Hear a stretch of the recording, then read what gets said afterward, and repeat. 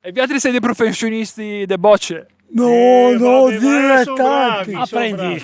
Dilettanti. Che differenza c'è tra bocce e a petanca? Le bocce sono da diametro di 110, queste qui sono 70-72, quindi è tutto diverso.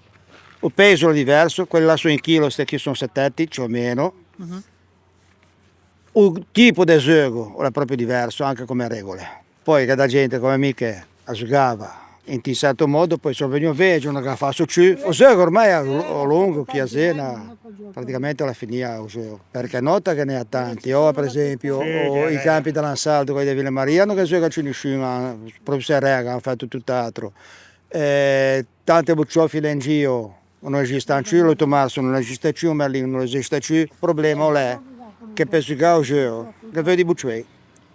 Ma anche se invece attirare una boccia da un chilo a 14, 16, 18 metri di distanza, non si fa più. È una cosa fondamentale sul campo, sul terreno. In tal senso che quello del volo deve essere liscio come un biliardo. Bello, con poca sabbia e tutto il resto. Quello da petanca, l'articolo primo del regolamento da petanca dice che ogni terreno è adatto alla petanca. Perciò ti puoi giocare qui e ti puoi giocare, o te faccio A volte vedere. che anche prie. Ma o te faccio vedere prima che